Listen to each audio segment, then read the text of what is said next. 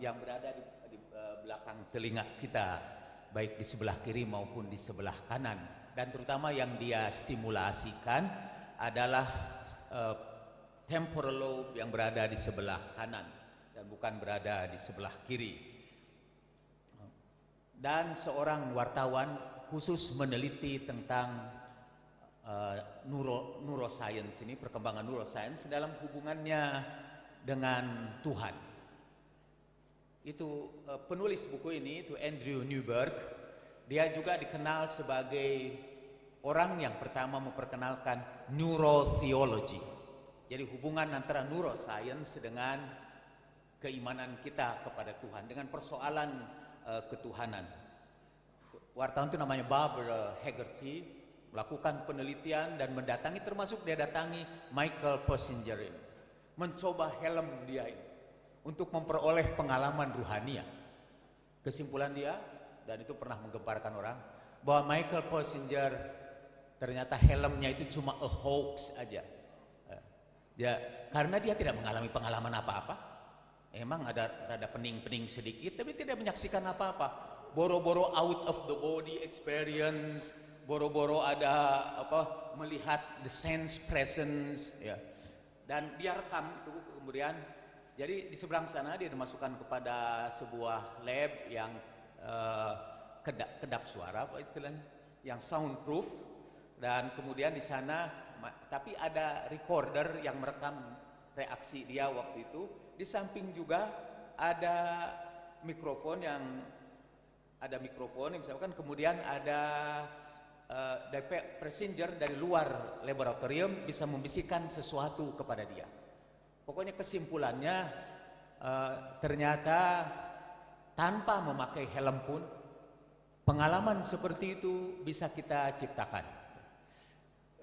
Tanpa pengalaman ini, misalnya kita menggunakan hipnotisme, beberapa sugesti yang biasa dilakukan oleh tokoh-tokoh agama juga, kita bisa menciptakan pengalaman ruhania, out of the body experiences.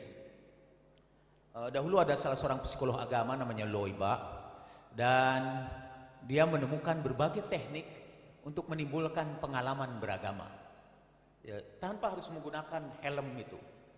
Misalnya dia menemukan bahwa kalau kita menggerakkan misalnya tubuh kita bersama-sama seperti dalam acara zikir Pak Arifin Ilham, ya, itu bisa tanpa zikir pun coba bergerak bersama-sama mengikuti komando tertentu, kita akan mengalami pengalaman ruhaniah itu. Misalnya kita akan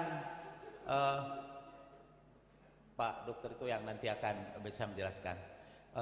Jadi pengalaman ruhaniah bisa diciptakan hanya dengan memanipulasi lingkungan, dan lingkungan itu kemudian mempengaruhi dari cerebral circuits di dalam sirkuit di dalam otak kita,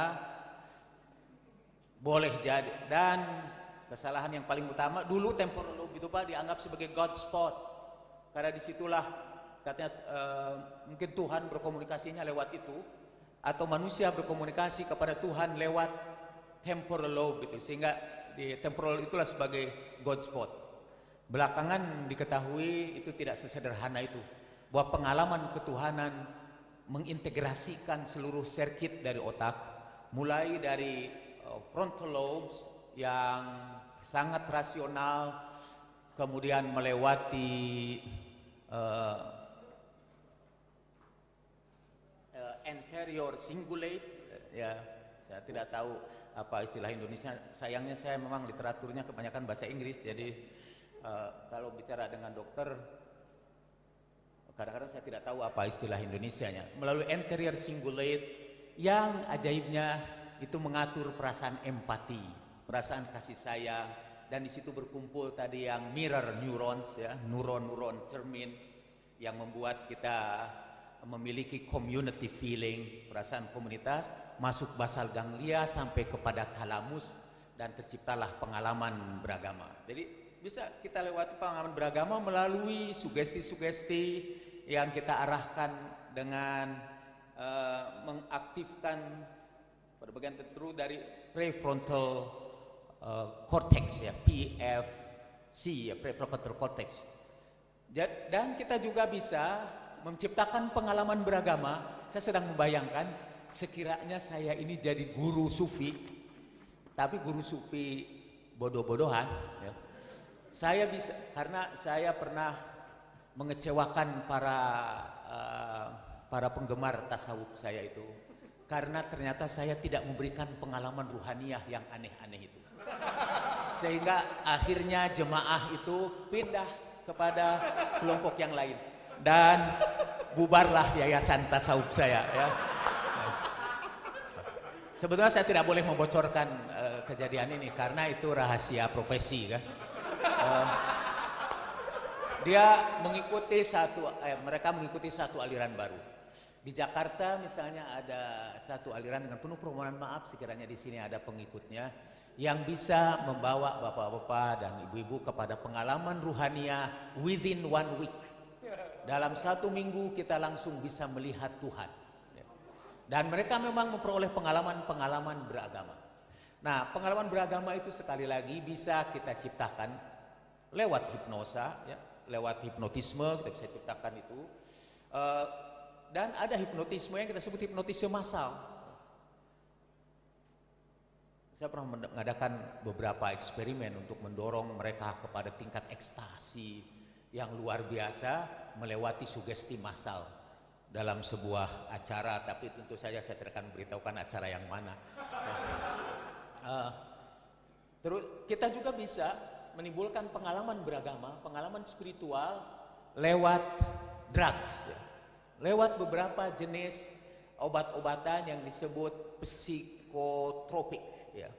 Zat-zat yang bisa mempengaruhi, sebetulnya bukan mempengaruhi jiwa kita, dia mempengaruhi otak kita dulu, mempengaruhi neurotransmitter. Ya, halusinogen, ya. Ada psilocybin, ya. Itu obat-obat. Saya sudah mengumpulkan tuh obat-obat itu. Maksud saya, kalau ada orang yang ingin mempunyai pengalaman batin yang luar biasa, daripada menyelesaikan zikir sekian lama, saya masukkan situ. Di Jepang ada seorang profesor. Saya mohon maaf mau minum, Bapak. Silakan. Kalau kita berpikir cukup keras seperti saya sekarang, saya berpikir cukup keras karena saya di sini berdiri sebagai seorang yang awam, duduk sebagai seorang awam berhadapan dengan para ahlinya. Tentu saya harus berpikir lebih berat